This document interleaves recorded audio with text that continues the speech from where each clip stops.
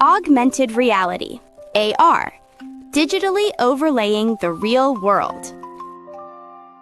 Turn on a smartphone camera, point it at someone's face, and rabbit ears appear, along with glasses. It is a window that captures reality, but another world layers over that window. As information and communication technology advanced, digital content slowly shifted from watching to experiencing.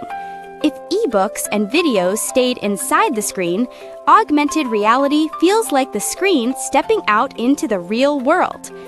Augmented reality is a technology that overlays virtual objects and information onto the real environment in front of our eyes, so they appear together with what is already there.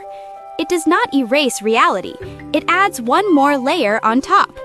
The smartphone game Pokémon Go was the clearest example of this for the public. Augmented reality does something simple. It builds a bridge between the real and the virtual. On that bridge, a person can become an explorer, a guide who explains, or someone who lays another time and story over the space of here and now. This idea appeared even before the digital age. In The Master Key, 1901, by American author L. Frank Baum, character marker spectacles appear. With these glasses on, when a person is seen, a letter showing their personality floats above the forehead. G for a good person, E for a bad person, W for a wise person, and so on. The technology did not exist, but imagination did. Information placed on top of reality. The first real machine-made attempt is often dated to the late 1960s. A device built by American scientist Ivan Sutherland was nicknamed the Sword of Damocles. It began as a method that let people see simple graphics overlaid on a real-world background through a semi-transparent display. Since then, augmented reality devices and software have slowly moved closer to reality. Today, augmented reality first reaches us not through grand equipment, but through everyday apps. In a smartphone camera app like Snow, features that add elephant ears, ribbons, or hats onto a face offer a glimpse into the basic idea of showing two layers at once. IKEA Place lets people place furniture in a room before buying it, by laying its size and shape over the real space. What a photo could not convey becomes clear the moment it looks like it is standing on the floor, making the decision easier. A car's head-up display works in a similar way. It overlays speed and guidance within the driver's view, so the driver moves less. One step further, it becomes AR navigation that lays route guidance over the real road.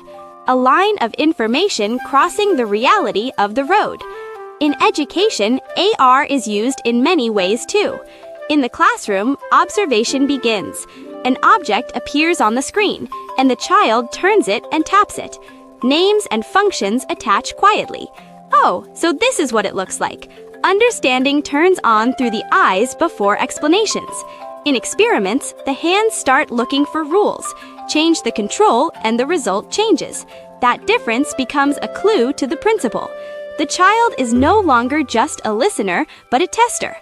Out in the field, augmented reality becomes a guide. In museums or heritage sites, the object stays the same, but only the needed information appears on top.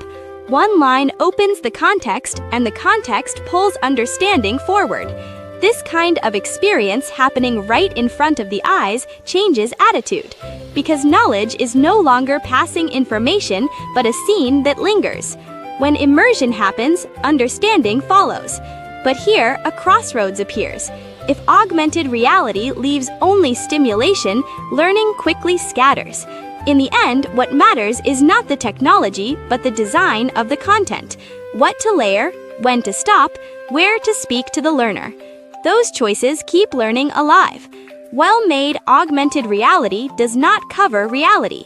It makes reality clearer, because on top of what is seen, it quietly adds why it is seen.